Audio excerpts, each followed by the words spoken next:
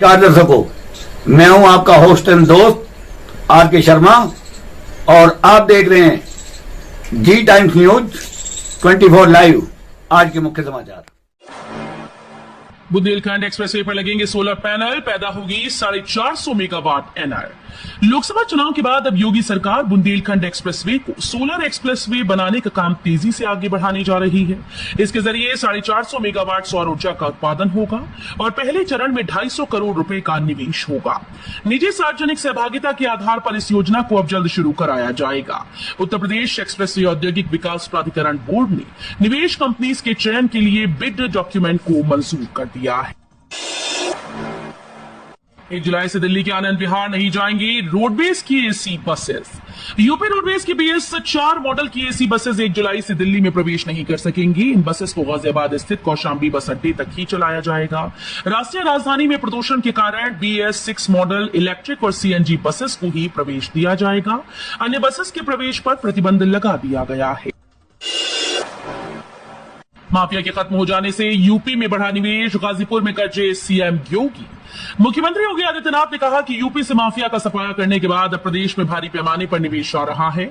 उन्होंने कहा कि पूर्वांचल में बड़े स्तर पर निवेश हो रहा है, जिसके बाद यहां फैक्ट्रीज लगेंगी और नौजवानों को यहीं पर नौकरी भी मिलेगी। M3M बिल्डर को नोएडा में तगड़ा झटका। नोएडा, गुड़गांव समेत पूरे दिल्ली NCR के मशहूर बिल्डर को नोएडा में तगड़ा झटका लगा। गुड़गांव में आवंटन रद्द करने के बाद अब सरकार ने M3M समूह की सहायक कंपनी लविश बिल्ड मार्ट और स्काईलाइन पॉपकॉर्न का नोएडा में आवंटन रद्द कर दिया। प्रदेश सरकार का कहना है कि यह जमीन गैर प्रतिस्पर्धा दर पर खरीदी जा रही थी।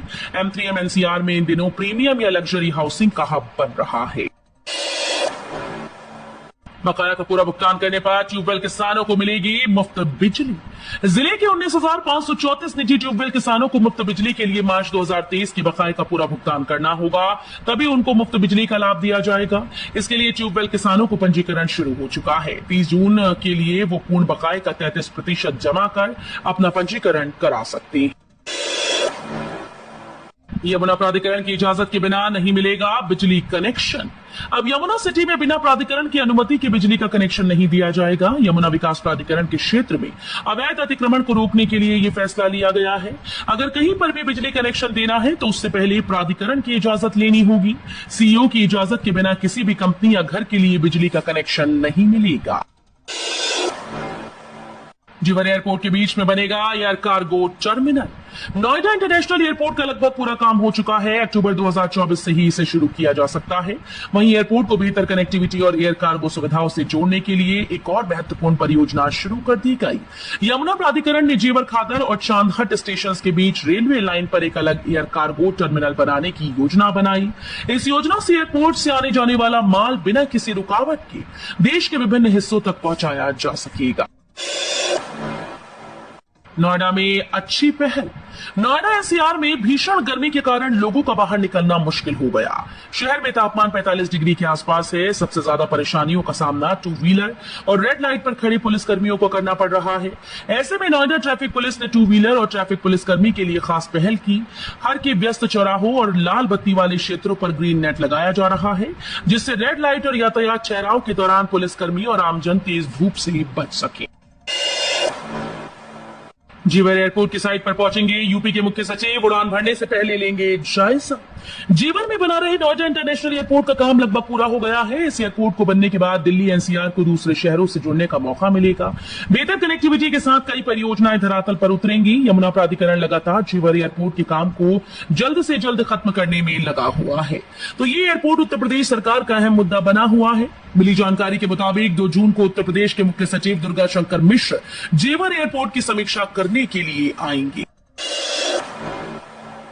अब QR कोड से होगी शिकायत, चंद मिनटों में समाधान करने आएगी टीम।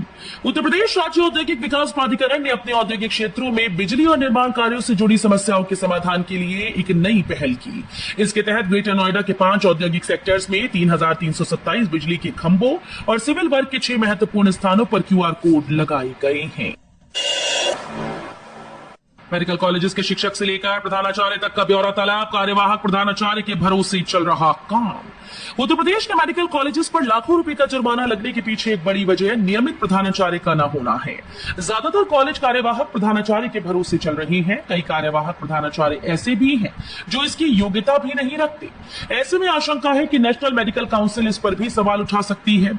ऐसे में अब सभी कॉलेजेस का नए सिरे से ब्यौरा मांगा गया है। एकेटीयू में छात्र 29 मई तक भर सकेंगे परीक्षा form. Doctor APJ Abdul Kalam प्राविधिक विश्वविद्यालय ने परीक्षा फॉर्म भरने की अंतिम तिथि को बढ़ा दिया है। विद्यार्थी अब 29 मई तक परीक्षा फॉर्म भर सकेंगे। एकेटीयू के सत्र 2023-24 की सम सेमेस्टर परीक्षा के पहले चरण की परीक्षा में शामिल होने के लिए परीक्षा फॉर्म भरने और परीक्षा शुल्क जमा करने की अंतिम तिथि को बढ़ा दिया गया। परीक्षार्थी अब 29 मई तक परीक्षा फॉर्म और परीक्षा शुल्क भर बार जमा कर सकते हैं। इसके पहले ये तिथि 25 मई थी। एक साल के पोस्ट ग्रेजुएशन में शोध कार्य जरूरी। राज्य विश्वविद्यालय एवं मंडल के संबद्ध 703 कॉलेजेस में 1 वर्षीय परास्नातक की पढ़ाई होगी। राष्ट्रीय शिक्षा नीति 2020 के तहत इस साल से स्नातक 4 वर्षीय पाठ्यक्रम में प्रवेश होंगे। फिर 1 वर्षीय पीजी कोर्स शुरू किए जाएंगे। परास्नातक कोर्स के लिए राज्य विश्वविद्यालय पाठ्यक्रम संशोधित कर रहा है। छात्र छात्राओं को परास्नातक में शोध कार्य अनिवार्य रूप से करना होगा। सरकार बनते ही खत्म होगी अग्निवीर योजना, सेना में देंगे पक्की नौकरी, बोले अखिलेश। समाजवादी पार्टी के अध्यक्ष अखिलेश यादव ने सोमवार को गाजीपुर में कहा कि 4 जून के बाद जब दिल्ली में सरकार बनेगी तो सबसे पहले अग्निवीर व्यवस्था खत्म की जाएगी। फौज में होने वाली भर्ती बढ़ाने का काम करेंगे और पक्की नौकरी और पक्की वर्दी पहनने को मिलेगी। अखिलेश ने कहा कि हमारा नौजवान जो पक्की नौकरी और वर्दी पहनना चाहता था उसको आधी अधूरी नौकरी अग्निवीर की दी। बेटी और महिलाओं को घरों में कैद करने की साजिश रच रहा इंडिया गठबंधन, योगी बोली। उत्तर प्रदेश के मुख्यमंत्री योगी आदित्यनाथ ने विपक्षी इंडिया गठबंधन पर निशाना साधते हुए सोमवार को आरोप लगाया कि यह गठजोड़ देश में शरिया कानून लागू करके महिलाओं और बेटियों को घर में कैद करने की साजिश रच रहा है। आदित्यनाथ ने मऊ की घोसी लोकसभा क्षेत्र से भाजपा की सहयोगी सुहेल देव भारतीय समाज पार्टी के प्रत्याशी अरविंद राजभर के पक्ष में आयोजित एक जनसभा में कहा कि इंडी गठबंधन से सावधान रहने की जरूरत है। पुरानी गाड़ी से नई में हो जाएंगे रिप्लेस, वीआईपी नंबर को लेकर बड़ी राहत। वाहनों में वीआईपी नंबर के शौकीन के लिए राहत की खबर है। आरटीओ की पोर्टेबल स्कीम के तहत अब 1 लाख रुपए में मिलने वाले वीआईपी नंबर लोगों को 1/4 कीमत यानी 25,000 रुपए में मिल जाएंगे।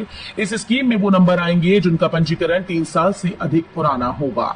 इस स्कीम के तहत यदि किसी के 2 पहिया या 4 पहिया वाहनों में वीआईपी नंबर है और दूसरी नई गाड़ी खरीदने पर उसे पुराने नंबर की चाहत है तो वाहन मालिक को अपने पुराने नंबर का उल्लेख करते हुए आरटीओ में आवेदन करना होगा।